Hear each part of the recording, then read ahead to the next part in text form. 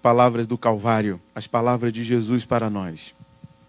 Temos meditado acerca de muitos aspectos dessa expressão, tenho sede. Expressão poderosíssima, expressão que tem, diz o bispo Roberto, grande relevância espiritual. Porque o que Cristo está fazendo aqui é cumprindo as Escrituras. E as Escrituras são palavras de vida eterna. São palavras espirituais. Coisas espirituais são discernidas espiritualmente. Apesar do ato que Cristo está tendo, fazendo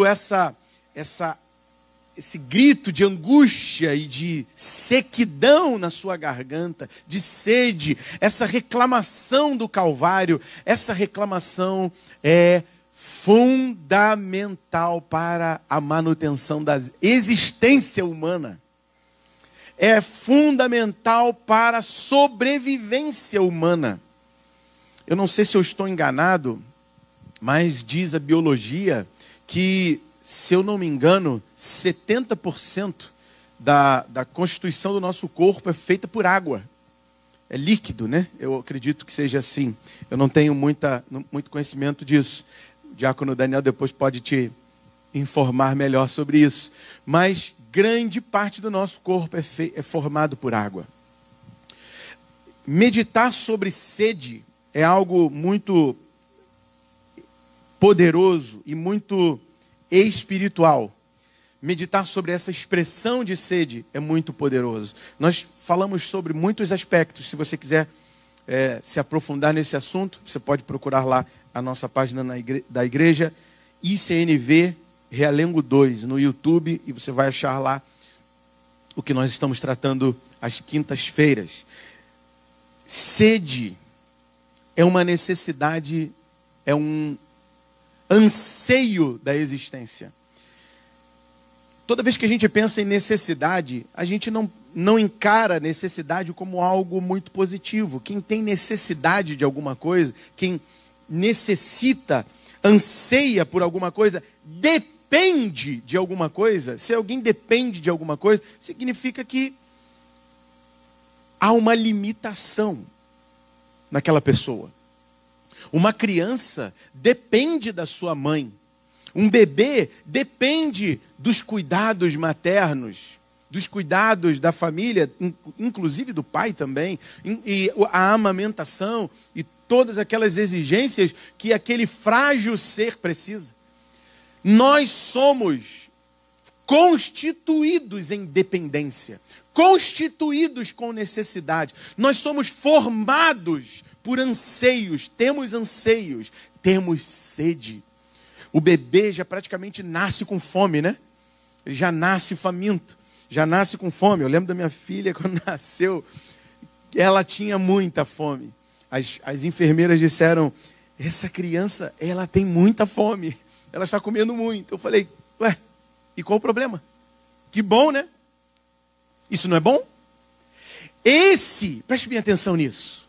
A fome, a necessidade de se alimentar, a necessidade de dessedentar a sede, de saciar a sede, a necessidade de água, é algo que representa saúde. Quando você não tem essa necessidade, quando você perde a sede ou a fome, na maioria das vezes nós perdemos muito mais a fome.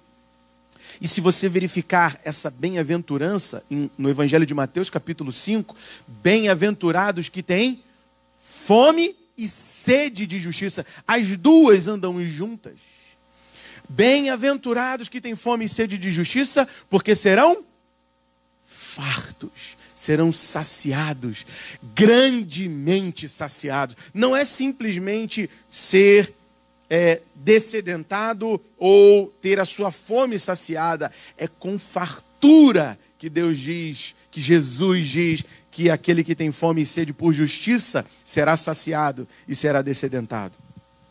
Quando nós estamos doentes, enfermos, em leito de hospital, muitas vezes desacordados, ou até mesmo em coma, induzido por alguma cirurgia ou por algo que foi realizado dentro do hospital, como que você se alimenta?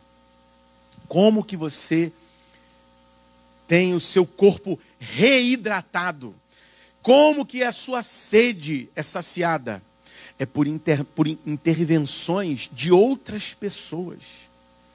Outras pessoas, no caso, os enfermeiros e os médicos que ali estão trabalhando, fazendo com que, por outras vias, o alimento chegue até o nosso estômago, o nosso intestino, e por outras vias também sejamos hidratados no nosso corpo. Um dos grandes problemas se chama desidratação. Desidratação é muito perigoso. Sempre que eu lembro de desidratação, eu já penso no médico quando ele pega aqui, né? Aí ele vai dar uma olhada aqui para ver se tem bastante sangue, né? No olho, né? Para ver se está com bastante sangue. Porque se estiver bem vermelhinho, significa que a hidratação, a circulação sanguínea está boa, né? E tem várias outras formas de você perceber a desidratação. E eu estou falando da física. Estou falando da sequidão do corpo, da falta de água no corpo. Há várias outras formas de você perceber isso. Queria te perguntar uma coisa. Quando que você começa a perceber a desidratação espiritual? Quais são os sinais, os sintomas? Como que nós vamos enxergar que o nosso espírito está sem água viva? Sem beber da fonte. Quando que nós começamos a perceber isso? Sabe como? Quando nós pecamos sem medo.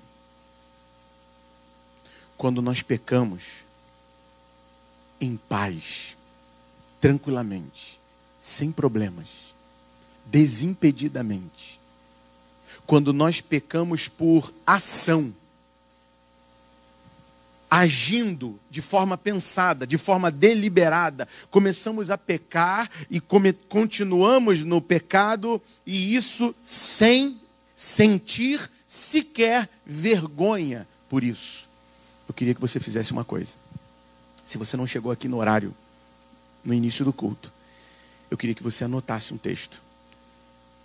Nós lemos Ezequiel capítulo 36. Aliás, por favor, vá lá.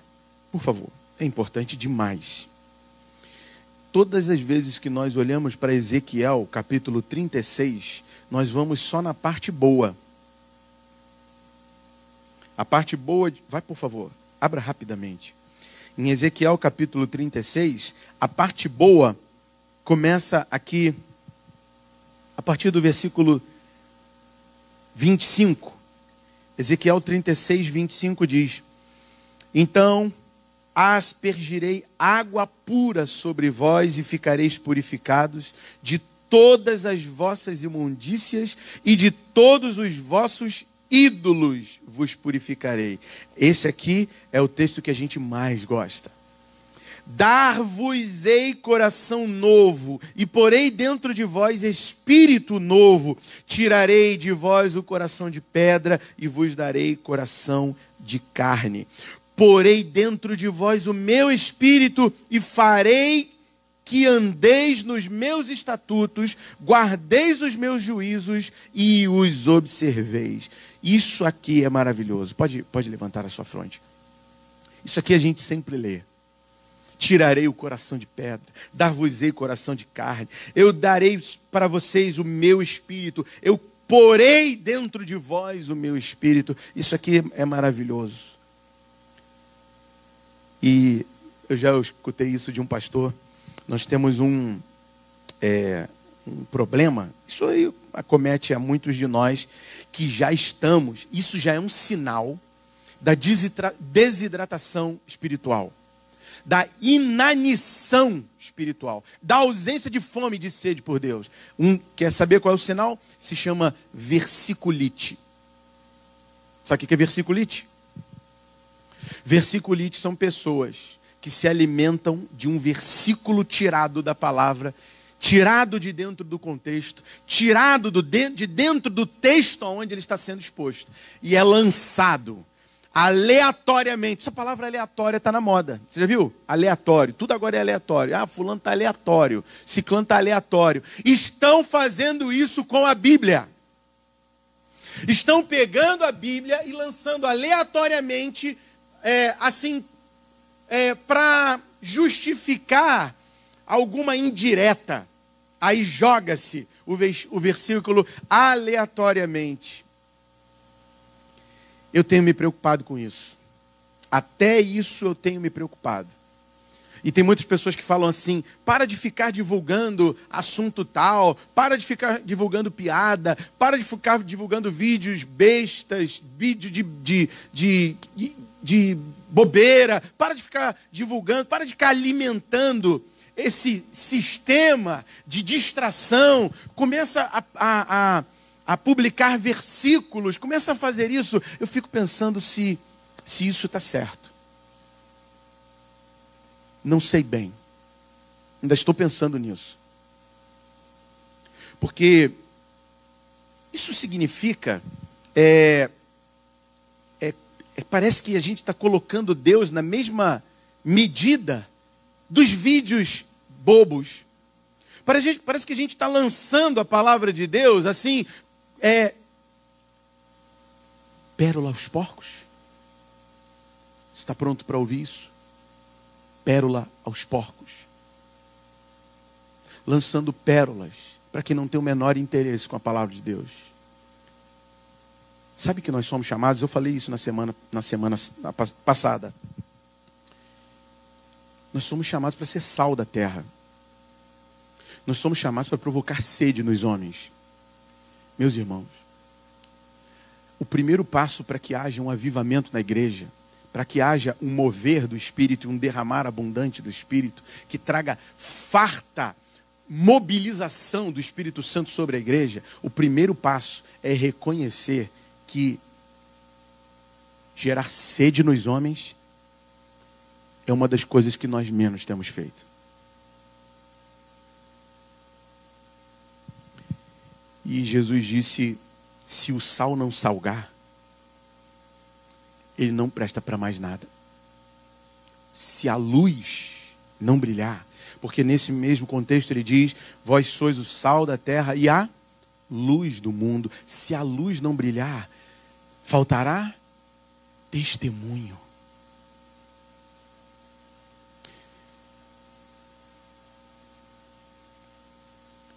Uma das primeiras coisas que nós precisamos fazer é assumir a nossa desidratação e assumir a nossa falta de sede e falta de fome. Assumir a sequidão da nossa vida. A desidratação do nosso ser, do nosso íntimo. Se nós não fizermos isso, nós nunca nos arrependeremos. Sabe o que está escrito aqui em Ezequiel? E eu faço votos, muitos votos, que você anote esse texto, leia esse texto na sua casa. Porque, sabe por que Deus está fazendo isso? Tirarei o coração de pedra e darei um coração de carne. Porque Ele percebeu que o seu povo não conseguia sair da lama da iniquidade. Porque Ele percebeu que aquele povo que lhe conhecia, que conhecia sua vontade, que conhecia sua palavra, não conseguia voltar para Ele. Veja, por favor. Veja o versículo 21. Veja se Deus está fazendo isso por nós ou pelo seu próprio nome. Veja, por favor, o versículo 21. Mas tive compaixão de quê? Do quê? De você? Ele teve compaixão de você? É porque você era um pecador inveterado, está caindo na iniquidade, está se acomodando com o pecado. Aí Ele teve compaixão da tua iniquidade e por amor ao iníquo Ele começou a derramar o seu Espírito? Não! É porque quando nós nos acostumamos, quando a igreja, o povo de Deus se acostuma com a iniquidade, se acostuma com a maldade, se acostuma em não salgar, se acostuma em não ser luz, nós estamos envergonhando o reino de Deus. E até o ponto da gente chegar condição de reconhecer que nós somos uma vergonha, o Espírito de Deus não se manifestará. Duro esse discurso, mas pode ser o discurso que vai transformar a nossa vida, porque é a palavra de Deus. Olha o que está escrito: mas tive compaixão do meu santo nome. Aí você pode pensar assim: ué, mas como é que Deus pode ser tão orgulhoso assim? Como é que Deus pode ser tão altivo assim? Como é que Deus pode ter compaixão de si mesmo? Sabe como? Sabe por quê? Porque Ele é Deus. Porque Ele é Senhor. Porque Ele é o dono de tudo que existe. E não existe ninguém que se compare com Ele. Então Ele tem compaixão dEle mesmo. Ele exalta a Ele mesmo. Ele se autoglorifica. A glória de Deus se chama Jesus Cristo. Esse é a glória de Deus. Ele é a glória de Deus. Ele recebeu o nome sobre todo nome. E quem é Jesus senão Deus? O que significa isso? Significa que Deus está se autoglorificando, porque Ele existe em si mesmo, porque Ele é.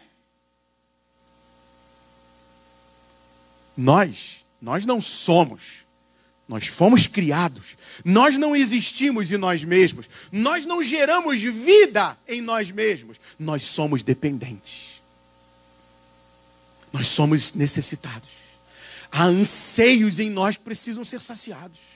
Há esses anseios em Deus? Não. Esse anseio é demonstrado no Calvário como um símbolo de sede espiritual. Um símbolo espiritual para nós. Então, o que está escrito aqui no versículo 21.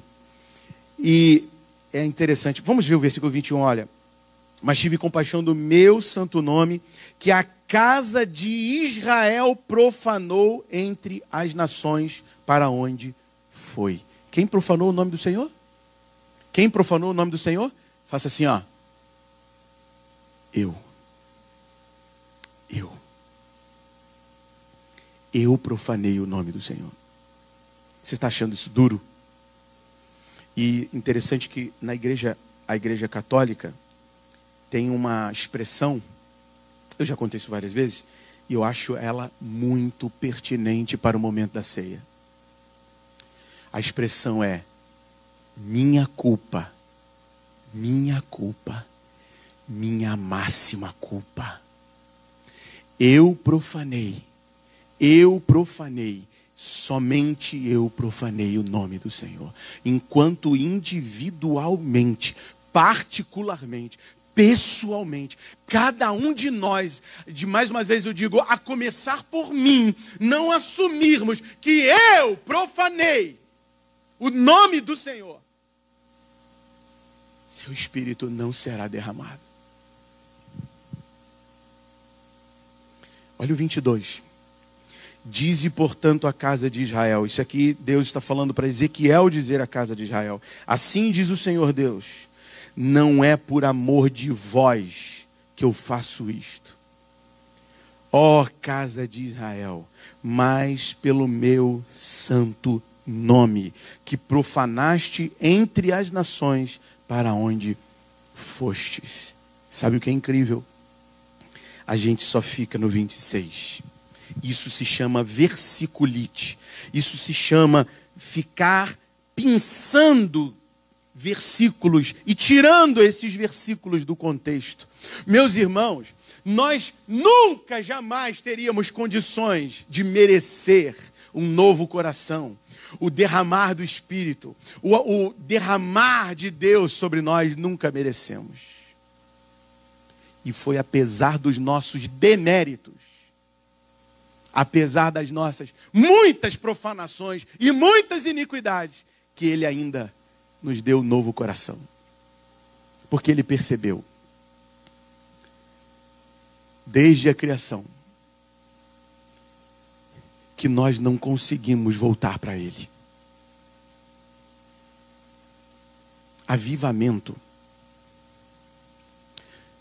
significa Deus voltando-se para nós, apesar das nossas iniquidades. Avivar, dessedentar, trazer novamente vigor, fome e sede de Deus, é obra do próprio Espírito Santo sobre nós. É como se fosse um médico que vai trazer de novo a hidratação e a alimentação para uma pessoa que está doente e não consegue se alimentar, não consegue beber água por conta própria.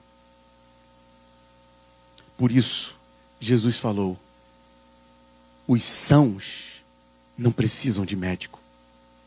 Eu vim para os doentes. Há algum doente aqui? Há algum doente aqui?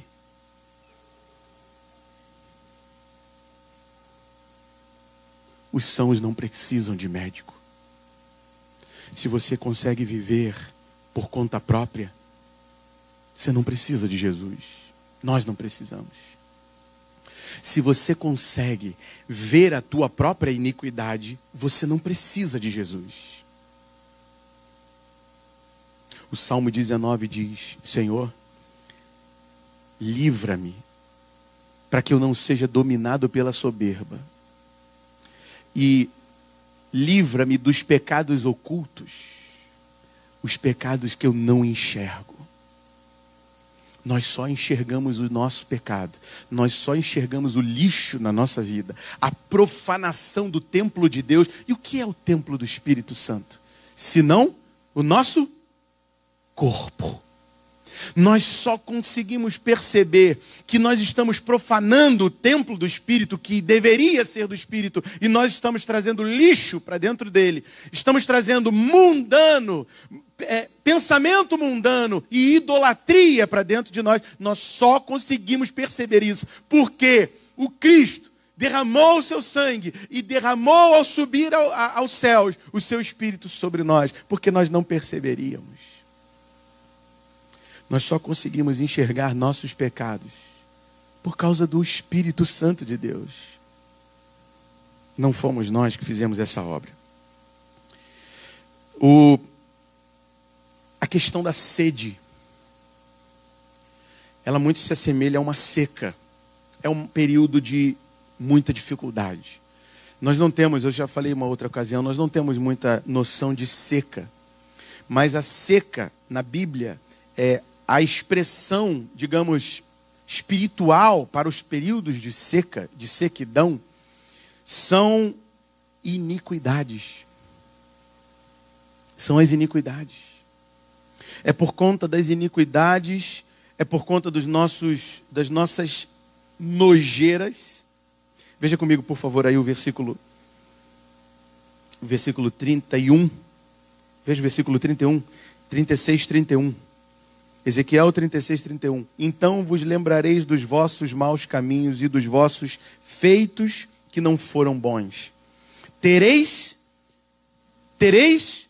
nojo de vós mesmos por causa das vossas iniquidades e das vossas abominações. Levante sua fronte. Você já chegou ao ponto de sentir esse nojo? O arrependimento genuíno e a conversão genuína depende de sentir esse nojo de si mesmo. E o nojo é tão agudo, tão pesado.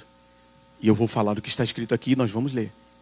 O nojo é tão pesado que Deus o compara ao ciclo menstrual feminino.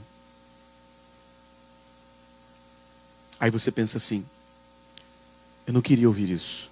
Não? Então você não quer o sangue purificador do Cordeiro. Enquanto você não perceber que o seu pecado fede, é nojento e asqueroso, como as menstruações, você nunca vai precisar do sangue do Cordeiro. Veja o que está escrito no versículo 16. Veio a minha palavra do Senhor dizendo, Leia comigo, por favor, leiamos todos juntos. Filho do homem, quando os da casa de Israel habitavam na sua terra, eles a contaminaram com os seus caminhos e as suas ações, como a imundícia de uma mulher em sua menstruação. Tal era o seu caminho perante mim. Ainda tem nojo? Ainda tem nojo? Então você tem nojo da palavra de Deus.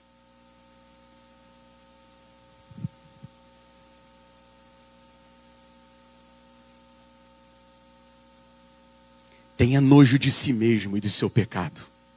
Tenha nojo das vergonhas que você conversa na sua mídia social. Tenha nojo das suas más conversações. Isso aqui tem que ter nojo. Nojo ao ponto de entender que essas más conversações são como essas contaminações menstruais. Você sabe como que os antigos sacrificavam os cavalos que estavam doentes? Você sabe que um cavalo, ele, quando tem algum problema na pata, qualquer problema na pata de um cavalo, ele está fadado à morte. Ele não tem como se sustentar, porque o cavalo, ele vive em 4 patas, ele dorme em 4 patas. Ele não consegue sobreviver se ele não estiver sobre os 4 apoios. Foi assim que Deus o criou.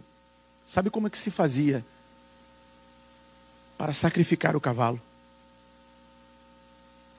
Recolhia-se sangue de menstruação feminina e injetava-se no cavalo. E ele morria em pouco tempo. Tamanha as toxinas que são eliminadas nessa hora. E Deus está falando que esse é o nosso pecado. Ele mata. Ele mata. Agora, por favor, capítulo 37.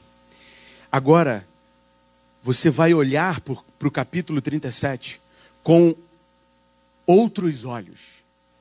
Porque você vai entender que o que Deus faz no capítulo 37 aqui de Ezequiel vai muito além do que nós imaginávamos. É algo muito mais gracioso e poderoso.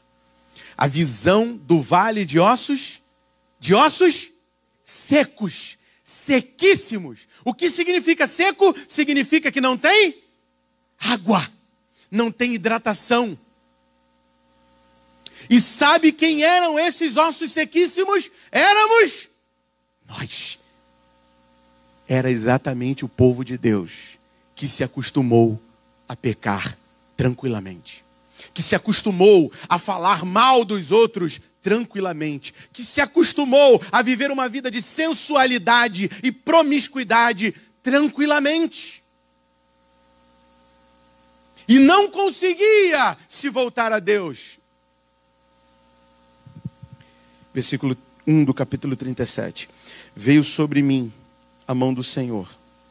Ele me levou pelo Espírito do Senhor e me deixou no meio de um vale que estava cheio de ossos.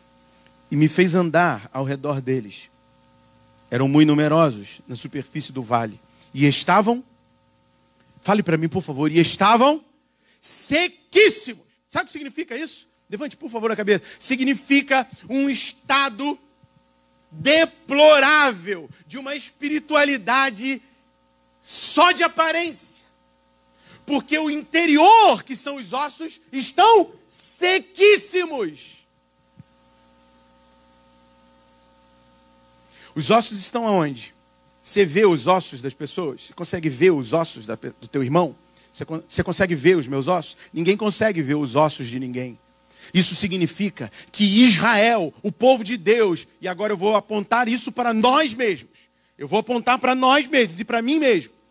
Significa que o povo de Deus estava vivendo de aparência, quando o seu interior estava sequíssimo. Acostumadíssimo com o pecado.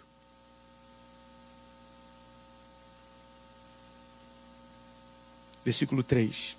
Então me perguntou, filho do homem, acaso poderão reviver esses ossos?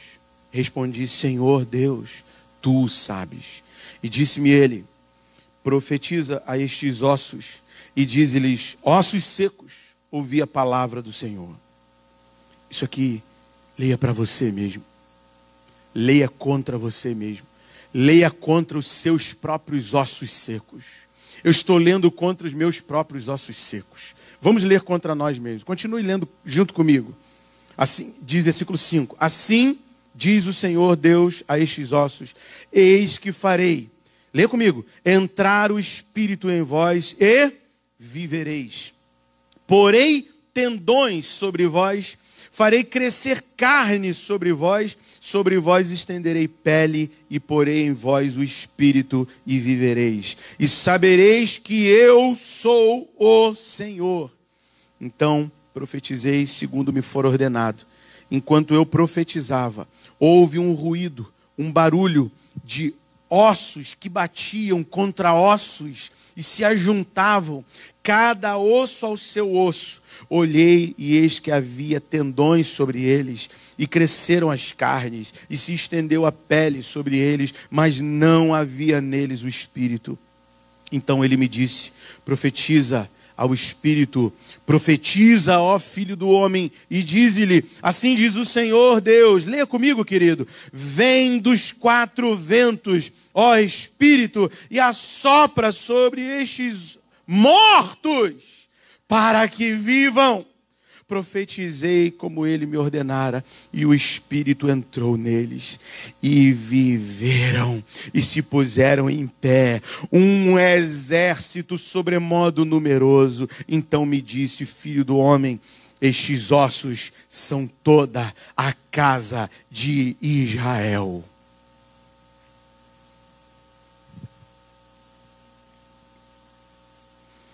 Eis que dizem, os nossos ossos se secaram e pereceu a nossa esperança. Estamos de todo exterminados. Portanto, profetiza e dize-lhes, assim diz o Senhor Deus, eis que abrirei a vossa sepultura e vos farei sair dela.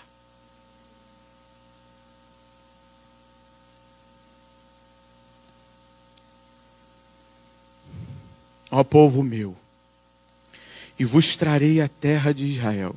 Sabereis que eu, o Senhor, quando eu abrir, sabereis que eu sou o Senhor, quando eu abrir a vossa sepultura e vos fizer sair dela, ó povo meu.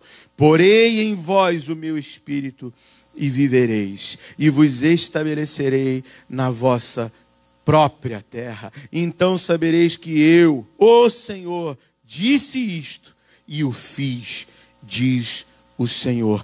A primeira coisa que precisa acontecer é o versículo 11.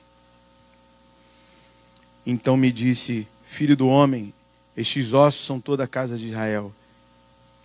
Essa parte aqui precisa acontecer. Eis que dizem. Quem dizem? Nós. Quando nós chegarmos nesse estado de convicção, quando nós chegarmos a assumir essa condição que vai se dar aqui, aí sim, chegamos ao ponto que Deus quer. Veja o que dizem, veja o que nós vamos declarar, o que nós precisamos assumir. Os nossos ossos se secaram e pereceu a nossa esperança. Estamos de todo exterminados. Sabe o que significa isso? Dependência, anseio, percepção do extermínio das nossas vidas. Sem Deus, sem o Espírito de Deus, sem o mover de Deus, sem o agir de Deus, estamos sequíssimos, mortos, exterminados, sem esperança. Mas ainda há esperança. Ainda há um Deus vivo. Ainda há um Deus esperando que o seu povo se arrependa, reconheça suas iniquidades, suas abominações, suas maldades então Ele virá, nos ouvirá e sarará nossa terra.